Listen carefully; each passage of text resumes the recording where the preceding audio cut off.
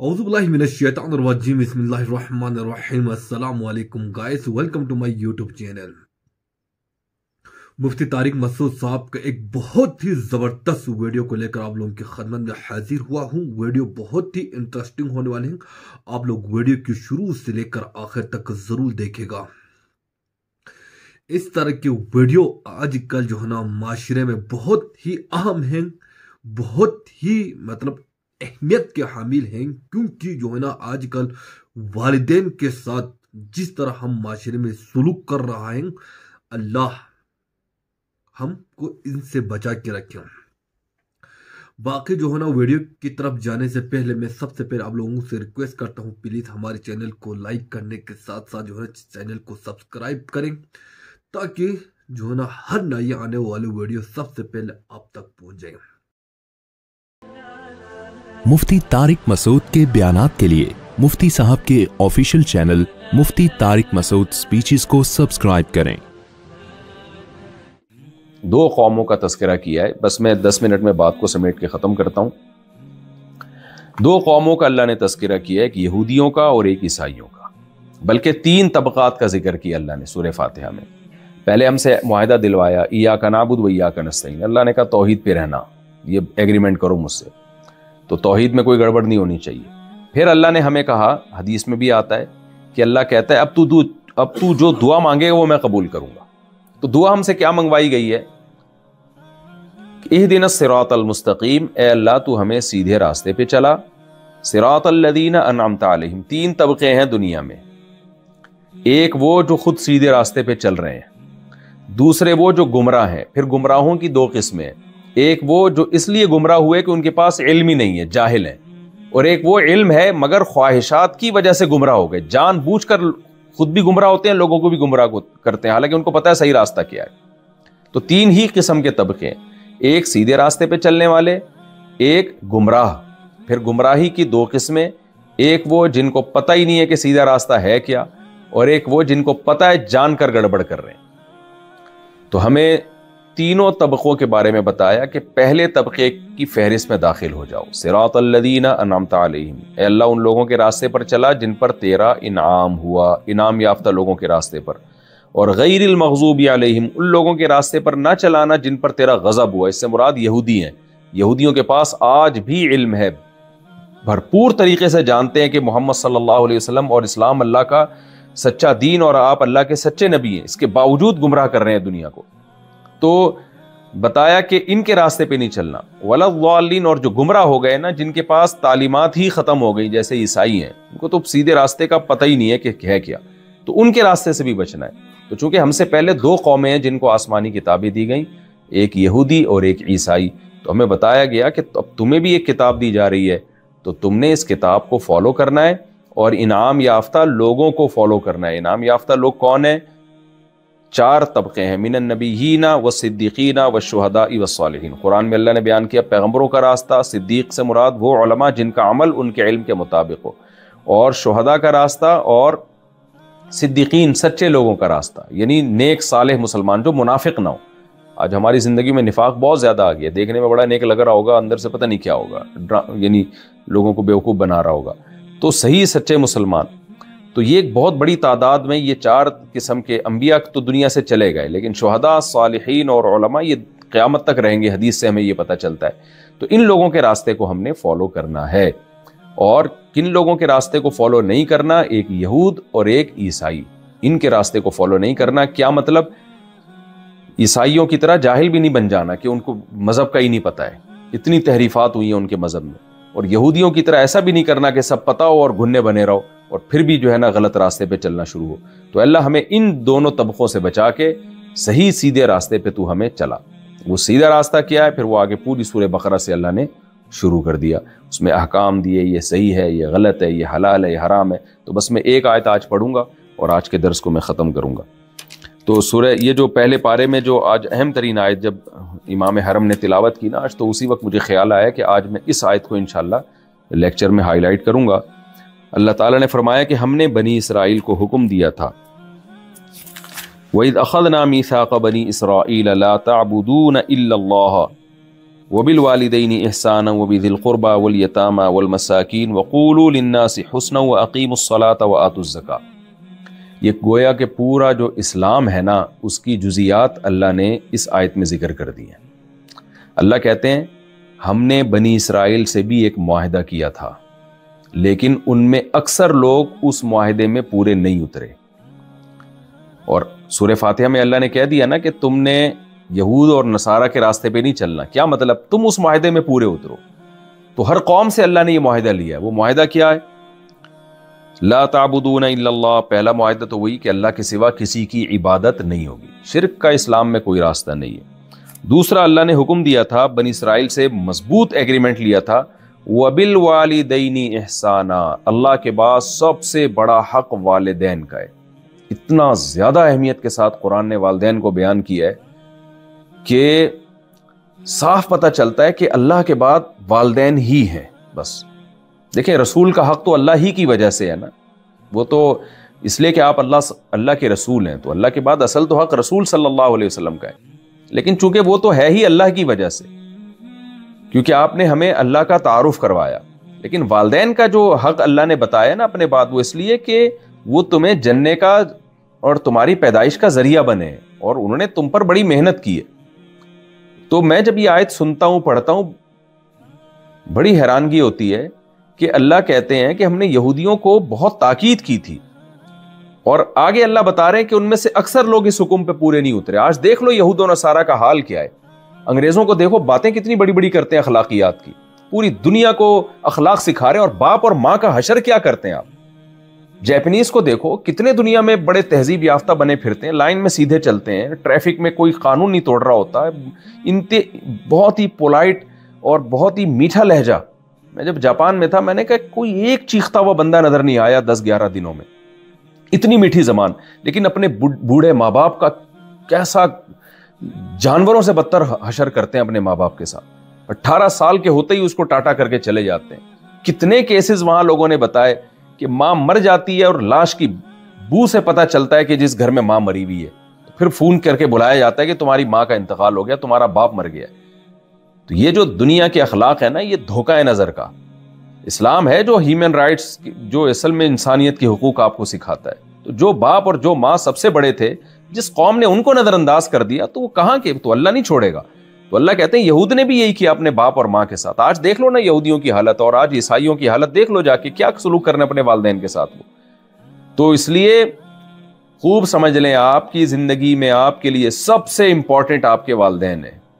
तो अल्लाह नहीं छोड़ेगा अगर आपने अपने माँ बाप की बुढ़ापे में खिदमत नहीं की। और कुरान बुढ़ापे ही में माँ बाप के ज्यादा हुकूक बयान कर रहा है, क्योंकि आपने जवानी में तो नचोड़ लिया उनको जितना नचोड़ना था। असल तो उनका हक बुढ़ापे में शुरू होता है कि जब वो आपके काम के नहीं है, अब वो आपकी खिदमत के मोहताज हैं, आप उनको टाइम नहीं दे रहे, आप उनकी कड़वी कसीली बर्दाश्त नहीं कर रहे, आप उनको मोहब्बत नहीं दे रहे। तो इसलिए अल्लाह कहते हैं हमने उनसे ये एग्रीमेंट किया था। तो दुनिया नहीं पूछती, दुनिया के उसूलों और ज़ाब्तों में माँ बाप की कोई जगह ही नहीं है, लेकिन अल्लाह के यहाँ जो है, अल्लाह के बाद सबसे बड़ा हक जो है वो वालिदैन का है।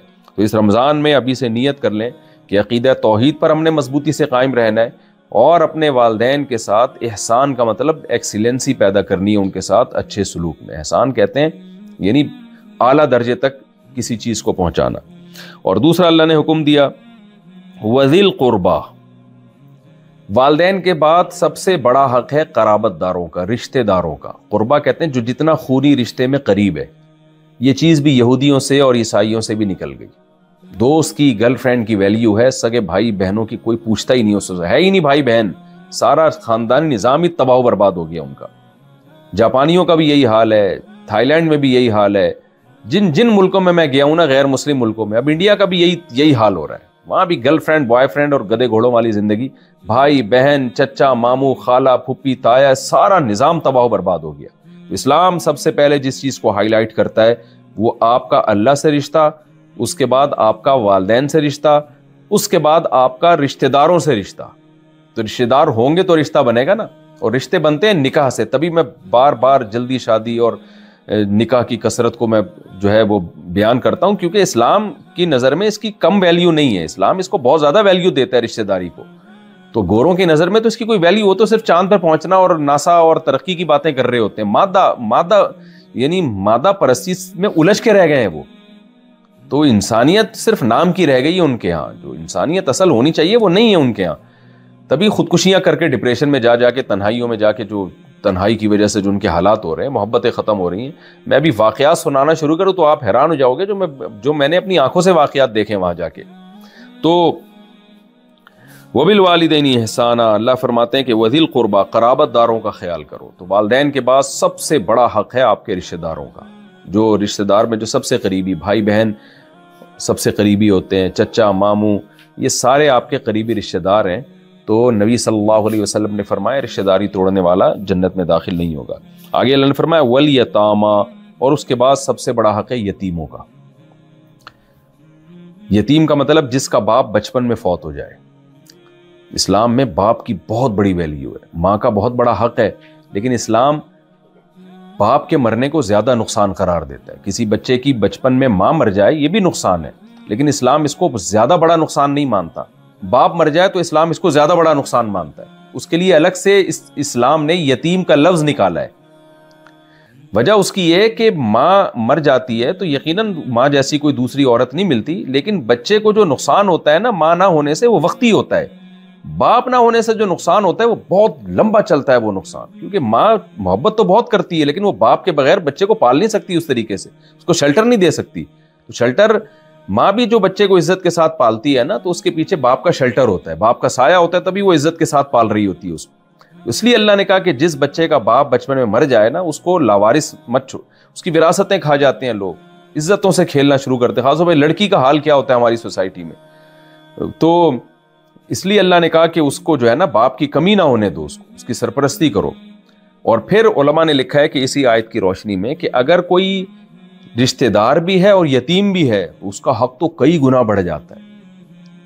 مثال کے طور پر آپ کے سگے بھائی کی ڈیتھ ہو گئی اور اس کی اولاد ہے نابالغ, تو اب وہ آپ کی بھتیجی بھی ہے, بھتیجا بھتیجی بھی ہے اور یتیم بھی ہے, تو اس کا تو بہت ہی بڑا حق ہے. اور ہماری سوسائٹی میں دیکھیں وہی چچا, وہی بڑا بھائی اس نابالغ بچے کی وراثت کھا جاتا ہے. وہ چھوٹے نابالغ کی جو ہے نا, بڑا بھائی ہوگا تو وہ اس کو پتا ہے چھوٹے بہن بھائی ہیں, یہ ان کو کیا پتا چلے گا کیا کھایا کیا نہیں کی, تو وہ کھا جاتا ہے بعض دفعہ. چچا ماموں تائے کھا جاتے ہیں بعض دفعہ وراثت. تو اس لیے اللہ تعالیٰ نے قرآن میں کہا ہے کہ جو یتیم کی وراثت کھاتا ہے وہ ایسے ہیں جیسے پیٹ میں آگ کے انگارے داخل کر رہے ہیں. تو اس لیے اللہ نے کہا کہ اس کا خیال کرو. یہاں سعودی عرب میں ایک بہت اچھی بات ہے, جو ہمارے ریلیٹیو جو بھی سعودی عرب بہت عرصہ رہے ہیں یہاں پہ, وہ بتاتے ہیں کہ عربوں میں ایک بڑی پیاری بات ہے, یہاں کوئی بچہ یتیم ہو جائے نا تو اس کی موجیں ہو جاتی ہیں. یعنی اتنا اس کا خیال کرتے ہیں رشتہ دار کہ وہ ہر ایک جنت, کیونکہ اتنی نبی صلی اللہ علیہ وسلم نے اتنی خوشخبریاں سنائی ہیں نا یتیم کی کفالت پہ. ہمارے ایک استاذ بتا رہے تھے بعض دفعہ تو اتنا لاڈ پیار اور اس کو اتنی سہولتیں دیتے ہیں وہ یتیم کو بگاڑ دیتے ہیں. یعنی اس کو لے جا کے نا شاپنگ کراتے ہیں, خرچ کرتے ہیں, تلاش کر رہے ہوتے ہیں کوئی خاندان میں یتیم ہو. تو عربوں میں بعض چیزیں بڑی خوب بہترین ہیں, کیونکہ نبی صلی اللہ علیہ وسلم نے جو کلام کیا وہ عربی میں ہے, قرآن عربی میں ہے, تو ان لوگوں کو بہت سی جو ہے نا وہ آیتیں ویسی سمجھ میں آ جاتی ہیں ان کے. تو بار بار قرآن اور حدیث یتیم کے حقوق کو بیان کرتے ہیں. تو ہم نے دیکھا ہے کہ جو ہے نا جس طرح ہماری سوسائٹی میں یتیم کو جو پروٹوکول ملنا چاہیے وہ ہماری سوسائٹی میں ملتا نہیں ہے. وقتی طور پر تو لوگ رو رہے ہوتے ہیں, باپ مر جائے تو ہائے یتیم بچے, 2-4 دفعہ کچھ چندہ وندہ بھی دے دیں گے, اس کے بعد ان بچوں کو کوئی پوچھنے والا نہیں ہوتا, تربیت بھی نہیں ہوتی, اور جو حال ہوتا ہے وہ سب کو پتہ ہے. تو اس لیے اللہ تعالیٰ نے قرابت داروں کے بعد یتیم کا حق بیان کیا, والمساکین, پھر اس کے بعد عام غریبوں کا, مسکینوں کا, عام مسکینوں کا اللہ نے حق بیان کیا ہے کہ جو بھی کمزور ہے اس کو لاوارث مت چھوڑو. یعنی ترتیب بیان کیے, دیکھیں یہ قرآن کی بلاغت ہے. سب سے پہلے حق اللہ کا, اس کے بعد والدین کا, اس کے بعد رشتہ داروں کا, پھر یتیموں کا, اور یتیم میں کوئی رشتہ دار ہو تو وہ تو ڈبل حق ہو گیا اس کا. اس کے بعد عام مسکینوں کا, ان کو بھی ایسے ہی نہ چھوڑ دیں سوسائٹی میں لاوارث کہ بھئی میں نے پیسہ کمایا تو میں جانوں. نہ, ضرورت مند محتاج لوگ ہیں, آپ کے ذمے ہیں ان کی مدد کرنا. اب دیکھیں یہاں پر ہماری سوسائٹی میں ایسا ہوتا ہے, ایک بھائی کروڑوں روپے کما رہا ہوتا ہے, دوسرا بے روزگار ہے, اس کے پاس کھانے کو روٹی نہیں ہے, تو بڑا اس کو پوچھ نہیں رہا ہوتا, یا ایک بھائی دوسرے بھائی کو پوچھ نہیں رہا ہوتا. بھائی اس کے مانگنے سے پہلے آپ اس کا خیال کرو. آپ کی کوئی بہن بیوہ ہے, یتیم ہے وہ, تو آپ اس کے پوچھنے سے پہلے اس کا خیال کریں. تو اللہ نے کہا کہ جو بھی کمزور ہیں ان کا خیال کرو. وَقُولُوا لِلنَّاسِ حُسْنًا, اور لوگوں سے جب بات کرو اچھی بات کرو، انداز بھی اچھا ہونا چاہیے، بات بھی اچھی ہونی چاہیے۔ حضرت قتادہ بڑے مشہور تابعی ہیں، بہت بڑے مفسر ہیں، ان سے کسی نے پوچھا کہ کیا ہم غیر مسلم سے بھی اچھے انداز سے بات کریں؟ تو انہوں نے قرآن کی یہی آیت پڑھی کہ قولوا للناس حسنا، اللہ کہتے ہیں لوگوں سے اچھے انداز سے بات کیا کرو، اللہ نے یہ نہیں کہا مسلمانوں سے۔ تو جس سے بھی آپ بات کریں تو بات میں آپ کا لب و لہجہ شائستہ ہونا چاہیے اور بات بھی اچھی ہونی چاہیے۔ نبی صلی اللہ علیہ وسلم نے فرمایا کہ مسکرا کے بات کرنا بھی صدقہ ہے۔ اور آخری آیت، یہ تو اللہ نے حقوق اللہ کے یعنی مخلوق کے حقوق بیان کیے، وَأَقِيمُوا الصَّلَاةَ وَآتُوا الزَّكَاةَ، اللہ نے فرمایا اور اسلام میں جو چیز تمہیں دوسروں سے ممتاز کرے گی وہ ایک الگ سے چیز ہے، وہ کیا ہے کہ نماز پابندی سے قائم کرو اور زکوٰۃ ادا کرو۔ تو نماز کے بغیر تو اللہ چھوڑتا ہی نہیں کسی قیمت پہ، یہ ہو ہی نہیں سکتا کہ مسلمان نماز نہ پڑھے۔ تو یہ احکام جب ہم اپنی زندگیوں میں لائیں گے تو پھر ہم اپنے آپ کو مسلم کہلانے کے مستحق ہوں گے۔ تو اللہ کہتے ہیں ہم نے یہودیوں سے یہ ایگریمنٹ کیا تھا، مگر یہودی اس ایگریمنٹ میں پورے نہیں اترے، تھوڑے لوگ اترے، زیادہ تر انہوں نے اللہ کے حکم کی نافرمانی کی، اور وہی کیا جو آج بہت سارے مسلمانوں میں بھی گمراہ قسم کے اسکالر کر رہے ہیں۔ وہ دین اور مذہب کو دنیا کا ایک دھندا بنایا وہ یہودیوں نے۔ آج بہت سارے بدعتی لوگ یہی کر رہے ہیں، دین اور مذہب ایک دھندا بن چکا ہے، رش لگانے کا ذریعہ اور نعرے بازی کا ذریعہ۔ جو اسلام کے جو حقیقی تعلیمات ہیں ان کو فالو نہیں کیا جا رہا، جو اللہ نے ان آیات میں بیان کی۔ تو اللہ کہہ رہا ہے یہودیوں کو ہم نے یہ حکام دیے تھے، یہ کیے نہیں، انہوں نے کچھ اور شروع کر دیا۔ تو مسلمان بھی یہی کر رہا ہے، جو کرنے کے کام ہیں یہ ہیں جو اللہ نے بیان کیے، ہم وہ نہیں کر رہے، باقی سب کچھ کر رہے ہیں۔ تو میں انہی الفاظ پہ اپنی اس درس کو ختم کرتا ہوں۔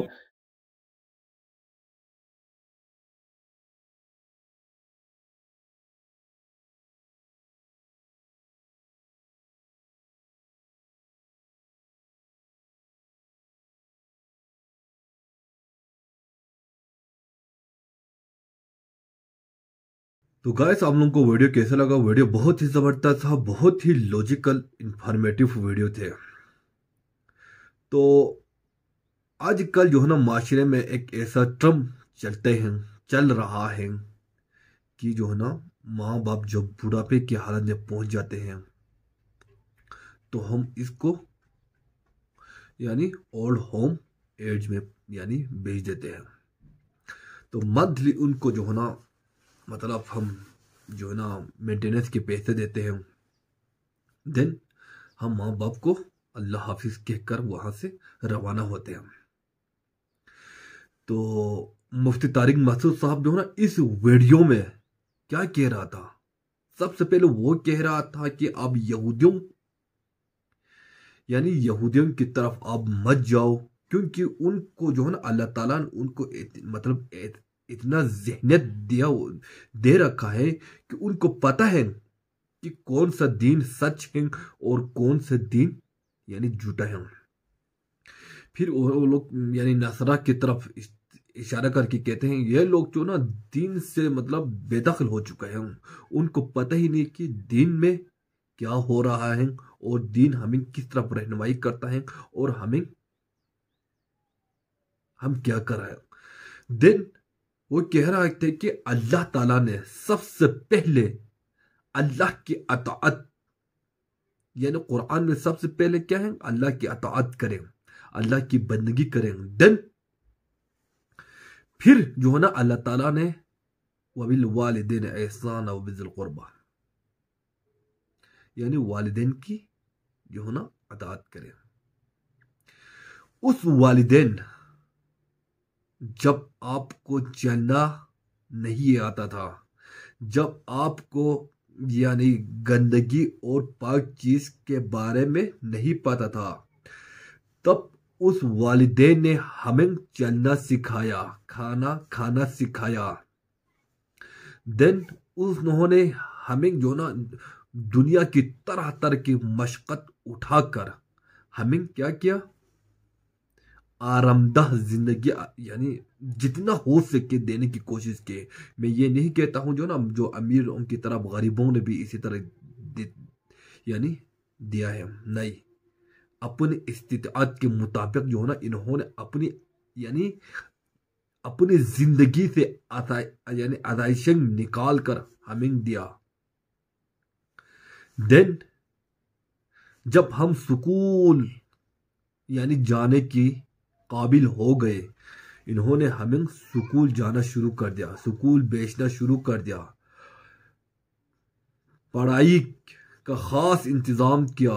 باپ غریب نے یعنی دن رات محنت کر کے ہمیں سکول کی فیس پلس ٹیوشن کی فیس پلس قاری کی فیس پلس کتابیں کی فیس پلس جیم خرچ یہاں تک ہمیں پرووائڈ کرتے تھے، تاکہ میرا بچہ جو نا بڑے ہو کر کوئی یعنی اعلیٰ افسر بن جائیں۔ جب ہم افسر بن جانے کے بعد جو نا ہم نے اپنے والدین کو دیکھنے تک گوارا نہیں کرتے۔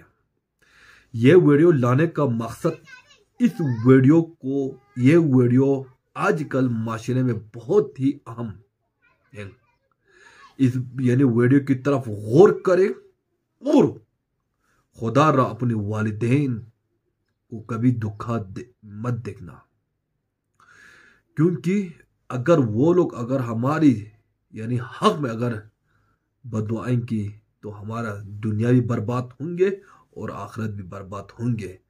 تو ویڈیو انشاءاللہ آپ لوگوں کو بہت اچھا لگ گیا ہوگا، اور اس طرح کے انفارمیٹیو ویڈیوز کے ساتھ آپ لوگوں کی خدمت میں حاضر ہوتے رہیں گے۔ اللہ نگہبان۔